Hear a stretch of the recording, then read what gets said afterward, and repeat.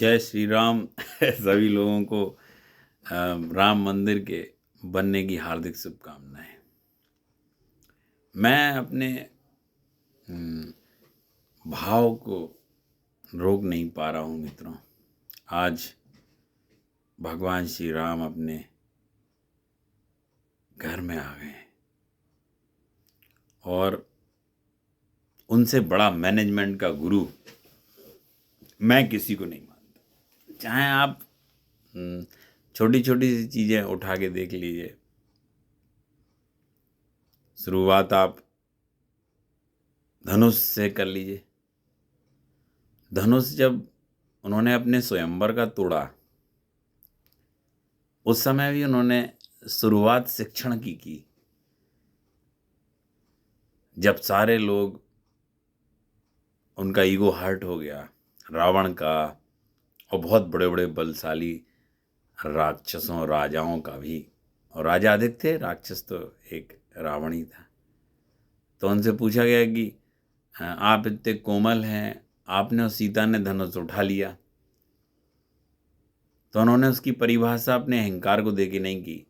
उस पर भी उन्होंने बोला कि धनुष निरहंकारी व्यक्ति के ही हाथ से उठना था। राम और सीता ने धनुष से हाथ जोड़ के प्रार्थना की कि हे भगवान शिव के धनुष, हम आपको उठाने की आज्ञा चाहते। बाकी सब ने अपना अहंकार दिखाया। तो वहाँ शिव के सामने किसका अहंकार टिकने वाला था?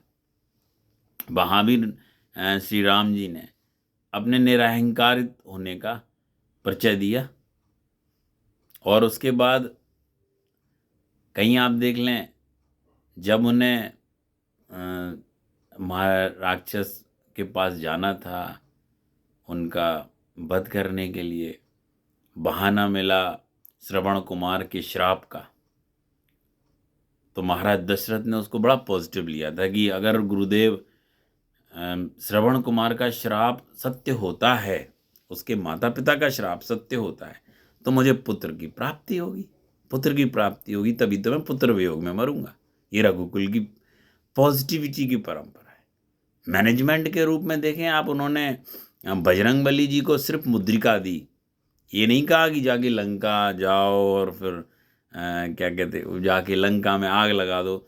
वो डिसीजन उनके अच्छे चुनाव का था। उन्होंने बजरंगबली को चुना, सुग्रीव को चुना।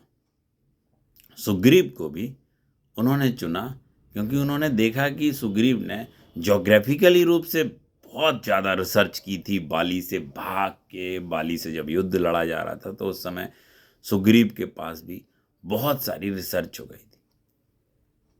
और उसमें उन्होंने देख लिया कि सुग्रीव बहुत अच्छे से पता लगा सकते हैं कि सीता जी कहाँ गई। इन दोनों लोगों को उन्होंने बिल्कुल कुछ नहीं बताया। अपनी सेना में उन्होंने जामवंत जी को भी नहीं बताया कि आप जाइए और हनुमान जी को अपना बल याद दिलाएंगे, फिर हनुमान जी छलांग लगाएंगे, फिर वो रावण के यहाँ जाएंगे, उनके पुत्र अक्षय कुमार को मारेंगे और अपना परिचय देंगे। उनका परिचय था कि आप बस जाइए। उन्होंने चुनाव कर लिए। चुनाव में भी राम सेतु जो प्रेम की सबसे बड़ी आधारशिला बनी, उसमें नल नील नाम के दो वानर थे जो पत्थरों पर नाम राम का लिख के उनको तैरा देते थे। ये उन्होंने ऐसे ही नहीं बोला। जब उन्हें समुद्र पर क्रोध आया, तो जब क्रोध दिखाना था, सिर्फ दिखाने के लिए उन्होंने क्रोध किया, अपना बल दिखाने के लिए। उन्होंने समुद्र के पानी को सोख नहीं दिया, पर हर बार राम ने जी बताई कि मैं क्षमतावान होते हुए भी उस क्षमता का पालन नहीं कर रहा। मैं क्षमतावान होते हुए भी आपको ये नहीं बता रहा हूँ कि मैं ये कर सकता हूँ। उन्होंने सिर्फ एक इशारा दिया, अपनी शक्ति का इशारा दिया। ये श्री राम थे।